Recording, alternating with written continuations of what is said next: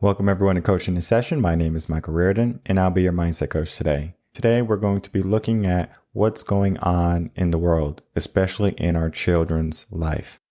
Because if we look at what's happening to them and their future, it's actually pretty scary. And if you have a child, if you have a niece, a nephew, a cousin who's younger, understand that it is up to you to save them. And if you're young and you're watching this video, understand something, this one thing, that the limits that you allow in your life are going to be there as long as you allow them to be there. So how can we get out of that way of thinking? Stay tuned to find out.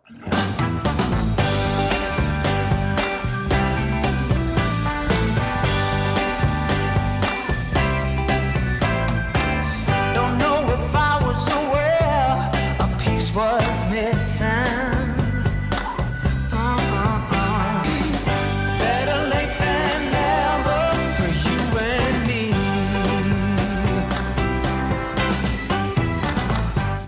Today, we're going to be breaking down what's going on and then the cause and effect, because they're trying to hide things from us.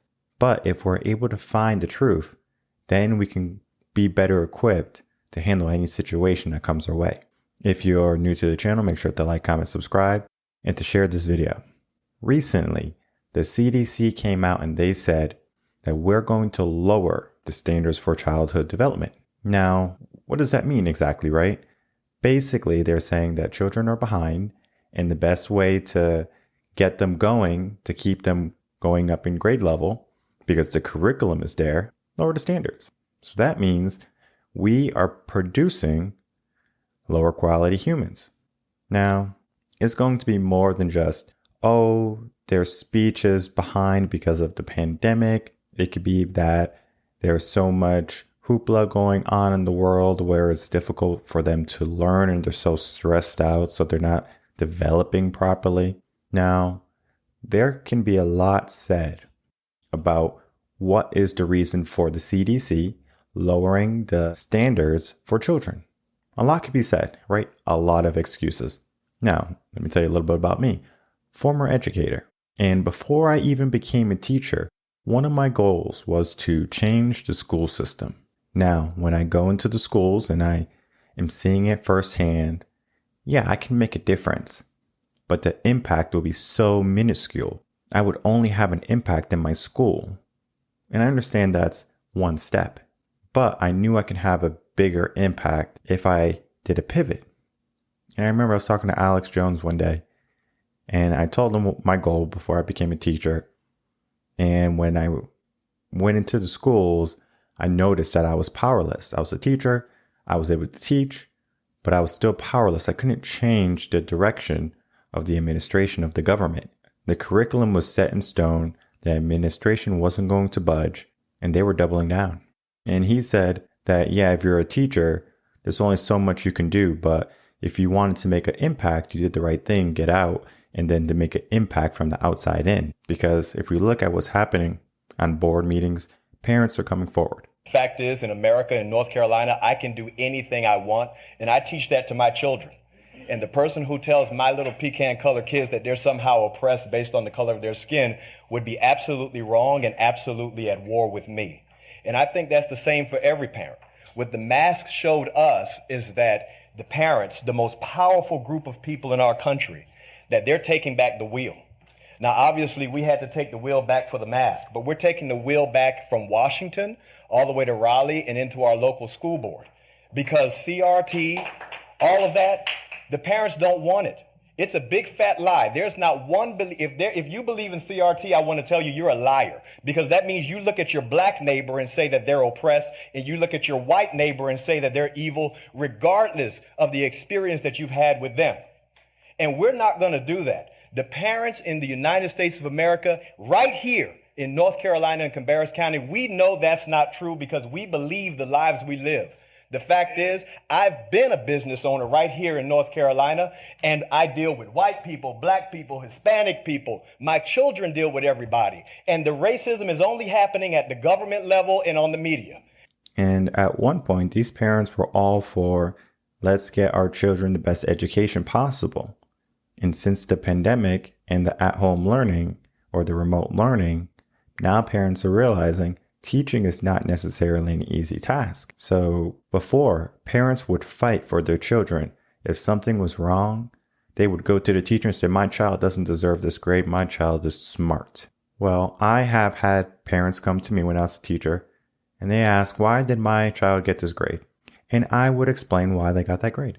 Heck, I even had assessments that I can let them listen to, show them why their child got that grade. But they're blind. They only see the gold, the glory. And if you're corralled in a certain way throughout your life, you're never going to see other opportunities. And this is where people fail at life. They do not have the ability to critically think, to see something and then to see the outcome. Luckily for me, I was one of those people who can see cause and effect. Because when I started teaching, 2011, 2012, that is when I saw the problem. I said, this is a problem. And it wasn't just my school when I was teaching. It was other schools too. Parents would go to the teacher, go to the principal and say, my child doesn't deserve a B+, they deserve an A. And the principal goes to the teacher and says, it's not worth the headache. It's not. That's one school. Multiply it. Figure it out. Now we have to get past that. Parents 10 years ago were fighting to give their kids A's so they didn't feel bad, so they can feel smart. But having mommy and daddy coddle you your whole life makes you weak when you're an adult. Because there's one thing a child needs, and that's challenge. And if you do not have that challenge, you become weak-minded. There's a reason why people have limited mindsets right now. It's because their mindsets are weak. That's how they've been developed. And can we reverse that? Yes, we can. It requires a large amount of work. And right now we have a new challenge, whether that be the CDC lowering the standards and or getting the challenge taken away from them living life.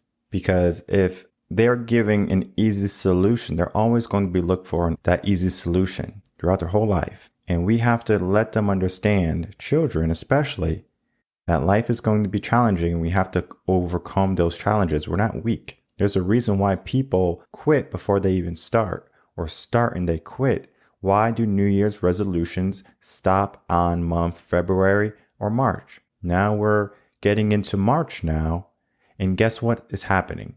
Raise your hand if you're still on task or on track for your New Year's resolution. Not many people. And it is because of your mindset. Your mindset is screwed. When I left teaching and I said, what am I going to do? And I said, how can I help? How can I make a difference? I have to be able to change people's mindsets. And not change because they need to change, but because if they would like the opportunity to change. Because right now, it seems like they have their back against the wall and they don't know what to do. Do they succumb and do they just stay in the corner their whole entire life? Or do they say, I'm not going to stay here anymore and I'm going to move and I'm going to change?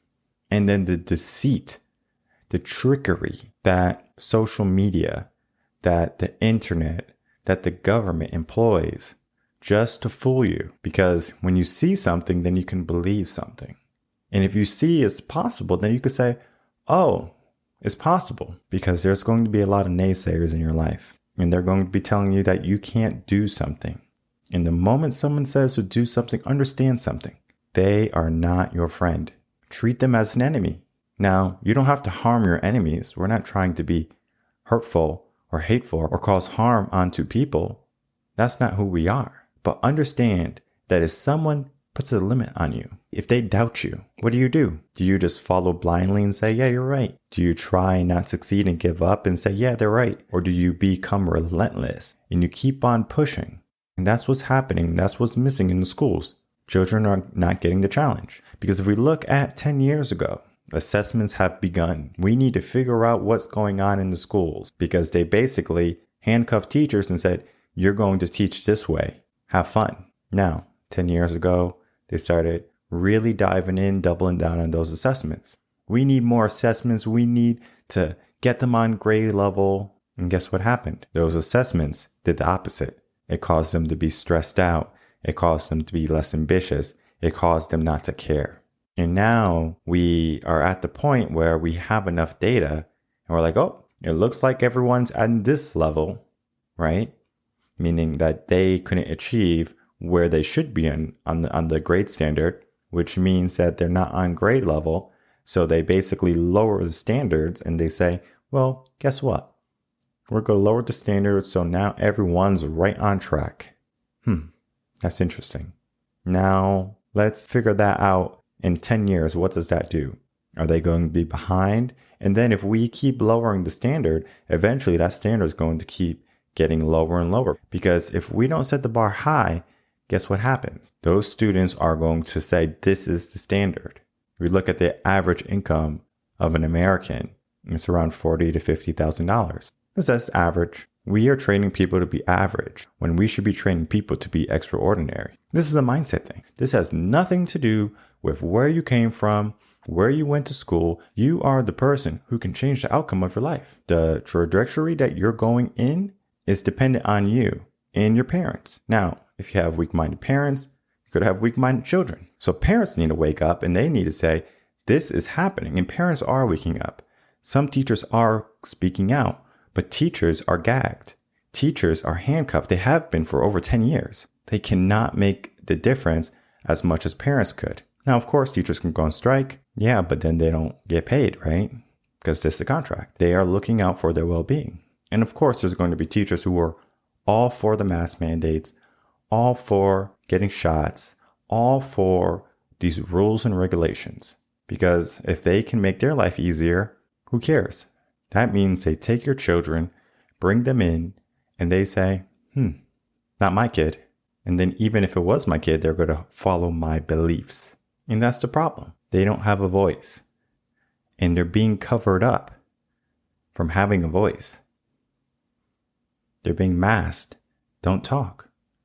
Why do you think in kindergarten they do something like this, where they put a finger over their mouth and they put a peace sign in the air?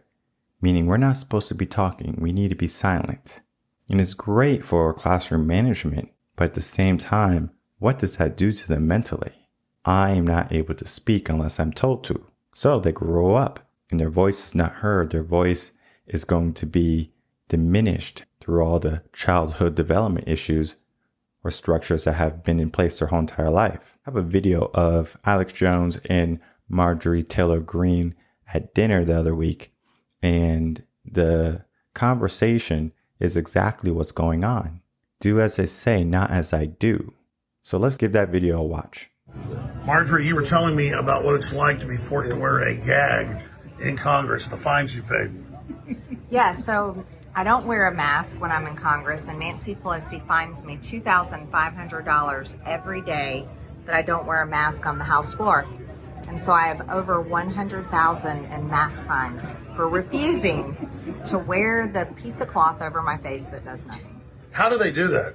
When she's out in public, she gets caught not wearing it. Oh, but it doesn't matter because she's Nancy Pelosi, obviously. She's a hypocrite, and that's why I call her the queen in the House of Hypocrites. Of course, there's the famous video, year and a half old, of her getting her hair done with no mask. Right. Has that been brought up to her?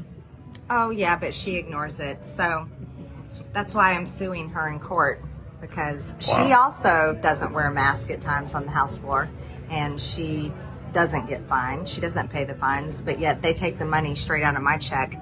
So I work for free in Congress because they take all my money away. Wow, but you're standing up for what's right. So they make children wear them in school still, but the teachers themselves are now exempt in many areas. This is sick. Yeah, that's right. So the communist teachers in the teacher union that force children to wear masks and affect their education, their ability to have speech, to learn from their teacher, to be able to see others' faces, to share joy with one another on the playground and in the classroom.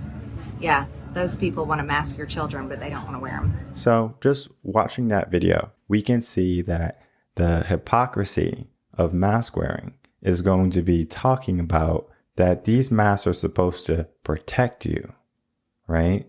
Especially if you're vulnerable. And we have gone from you have to be obese, that you have to be old, and now are young. Because before they said that children would be okay.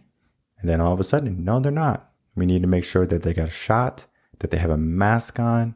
But then the teachers union comes in and says, yeah, teachers don't want to wear masks anymore. So now there's going to be teachers not wearing masks. But even before that, guess what happened? Teachers and adults, superintendents, were taking pictures with children wearing masks and they were not wearing masks. And I was like, that is crazy. So I did some homework. Of course, we have the CDC lowering the standard again for childhood development.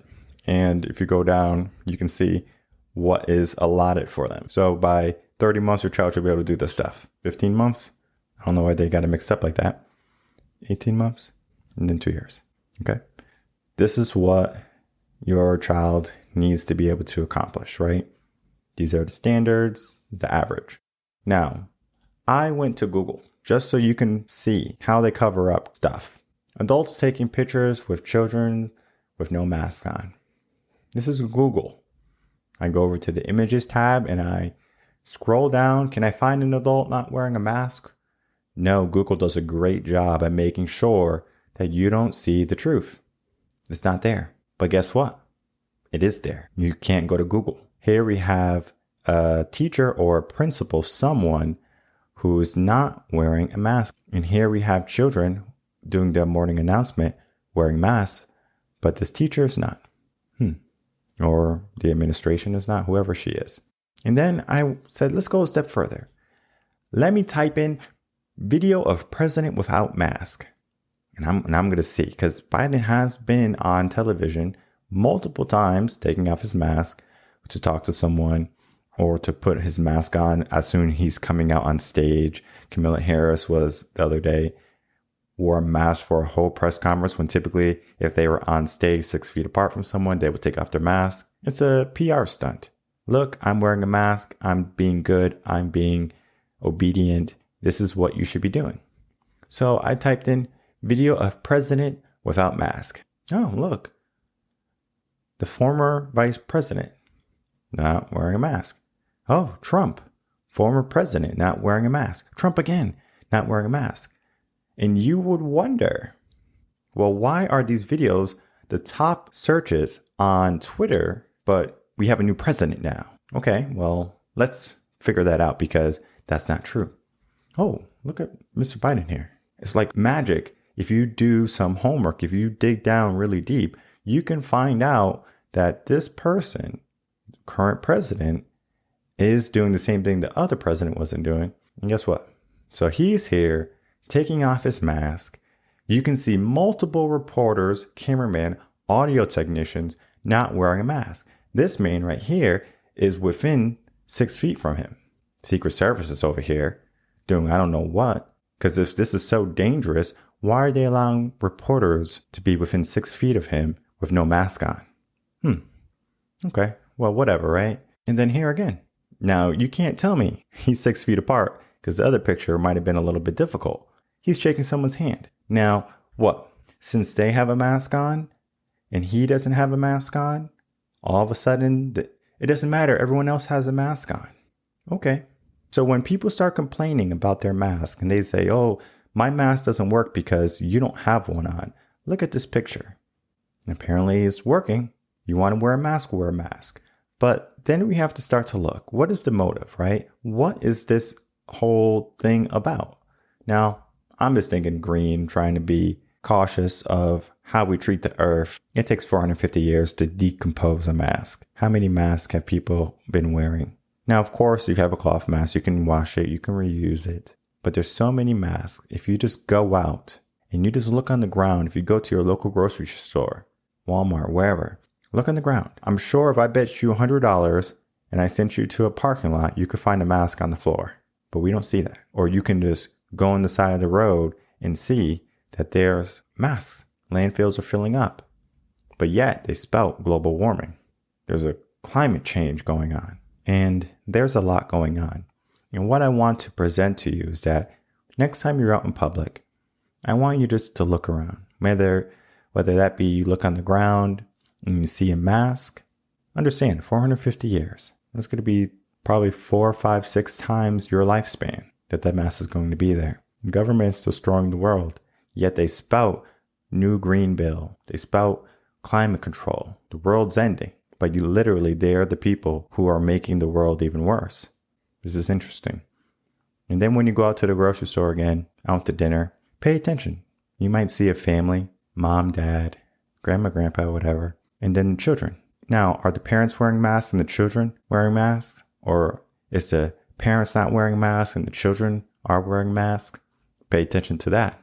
Because what that is proving is that the schools are winning, that the government is winning, that they're controlling the trajectory of our child's thinking, the way of thinking. That's education, though, for you. You can give me a class of students and I can make them all leaders. In the same turn, if I was an evil person, I can take a classroom of students and make them all obedient followers. There's a difference. Do you want to be a leader or do you want to be a follower? And if you see young children wearing masks and their parents are not, they're on the road to be followers. They're conforming to what society says that they have to do. And there's already videos of schools, teachers locking children away from other people if they're not wearing a mask, like they're outcasts. What do you think that does to the brain? I'm an outcast. I don't belong. They're taking away our leaders. They're taking away the next generation of critical thinkers. All for what?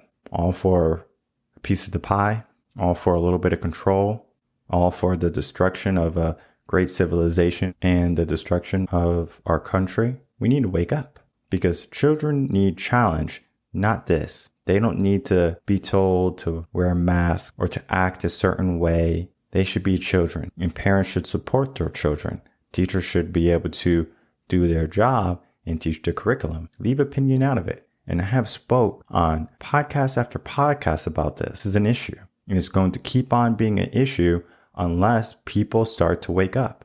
Children, throw your mask on the floor. You can be defiant and you can say, no, I had enough. And it's going to be difficult, but that difficulty is going to be your challenge. And the moment you have that challenge and you overcome it, you learn something, that you are strong and that you cannot be beaten by these lies and these deceit and this trickery. You have something to show. So why not show it? My name is Michael Rearden. I'm a mindset coach here in Austin, Texas. If you have any questions, email me, coachinginsession@gmail.com. I will see everyone on the next episode of Coaching in Session. Until then, everyone, take care.